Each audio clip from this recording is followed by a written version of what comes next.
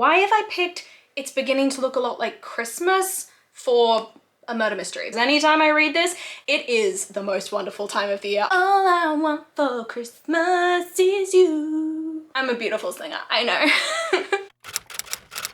Hello, I'm Beth Joey and welcome back to my YouTube channel. If you're new here, welcome. This is the channel where I paint my face, turn my camera on and talk about some books. We are on day 8 of my 12 days of Bookmas series at the moment. I hope you're having a fun time. I know I am. While we're playing some games, let's play another sort of game around my Christmas soundtrack, aka some popular songs around Christmas time and books that I associate with them after Googling them and thinking, what books would I associate with these songs? These are not by any means books that like when I hear this song I immediately think of this book. I have picked 6 popular Christmassy songs, one of which I think is a Christmas carol, the other ones are just popular songs, and I want to run you through some books that I think remind me of that song. First up, of course, All I Want for Christmas by Mariah Carey is on this list. All I want for Christmas is you.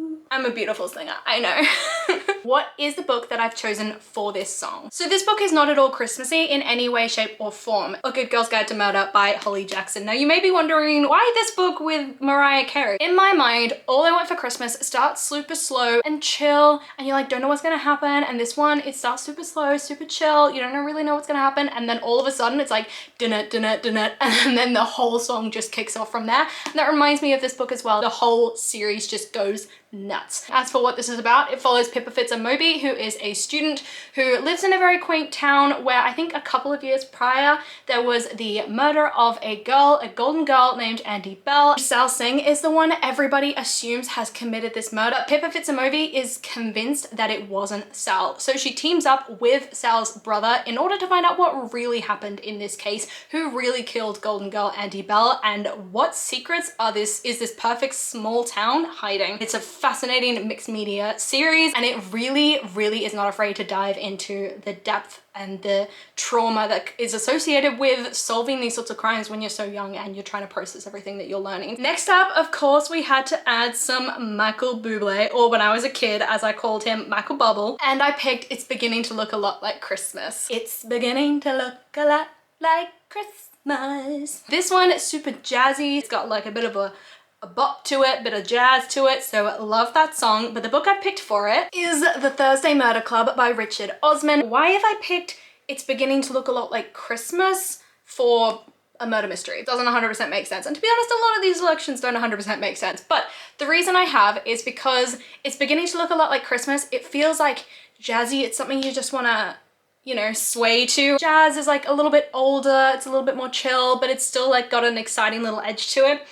And that's this book for me. Its characters are a bit older, a bit more chill. They're sort of in the later stages of their life, but they have that exciting edge that just bamboozles the cops and bamboozles the reader because you can never quite figure out where some of these characters are. As for what this book is about, it follows a group of older people in an aged care facility who investigate cold cases as part of the Thursday Murder Club. They meet on Thursdays to investigate these cases until one day, all of a sudden, their investigations get a bit too real when I think a body is found at their aged care facility, and so they are set on solving this crime themselves, bamboozling the cops and revealing a bunch of like cold cases that are associated with this crime. It is a fascinating story. Next up, we've got Santa Baby, and I'm not 100% sure who this is by, but it's like Santa Baby,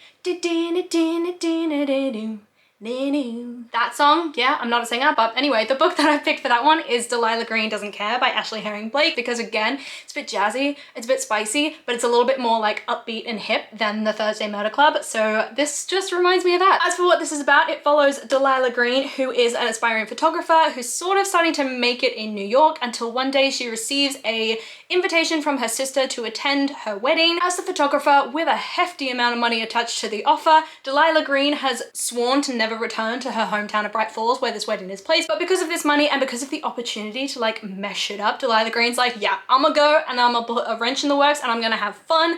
And then she meets Claire, who is one of her sister's best friends, and a sort of romance spikes up. Delilah Green is just determined to seduce Claire, and it's just a beautiful lesbian romance, and I loved reading this book. Next up, again, another song where I don't know who the artist is, but the song is It's the Most Wonderful Time of the Year. It's the most wonderful time time of the year. That was really bad. Anyway, the book that I've picked for this song is Heartstopper Volume 1 by Alice Oseman, and the reason why I picked this book is because anytime I read this, it is the most wonderful time of the year. Emotionally, like, traumatizing, but also uplifting. It's incredible. It follows these two boys, Nick and Charlie. Charlie is a gay kid in his school who was outed, I think, a year prior to the events of this story, and he's dealt with a lot of bullying and mental health issues as a result. And then he befriends Nick, who is sort of like a guy's guy. He sees himself as a bit of a rugby lad, and he's always seen himself this one way until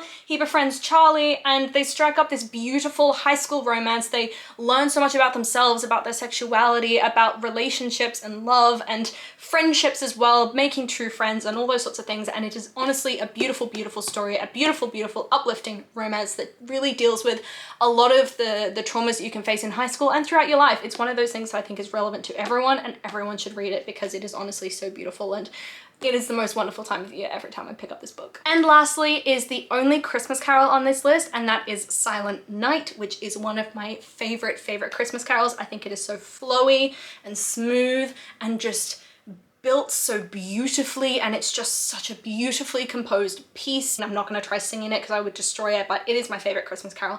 And the book that I have picked for this Christmas carol, which very, very much reminds me of the vibes of this song, is The Invisible Life of Addie LaRue by V.E. Schwab, and that is for the same reason. It is built beautifully, it is composed beautifully, it is written beautifully. As for what it's about, if you don't already know, it follows Addie LaRue, who 300 years in the past, she made a deal with the devil to essentially get out of a marriage that she didn't want to take part in, and the sort of repercussions of that deal is that she'll live forever, but no one will ever remember who she is. She lives her life really, really struggling to figure out her place in the world, how to make her mark, and then she meets a guy named Henry who remembers her the next day, and it strikes up this beautiful relationship between the two of them as she's trying to understand why he remembers her, what makes him different, and just the way it tells the story of how you're able to leave your mark on the world without necessarily noticing it, the different ways that you can leave an imprint on someone's life through art, through music, through all those sorts of things. It is a beautiful story, it is lush, and it just reminds me so much of that Christmas carol. So there you go, this is my Christmas soundtrack. We've got the Thursday Murder Club by Richard Osman, Alice Oseman's Heartstopper,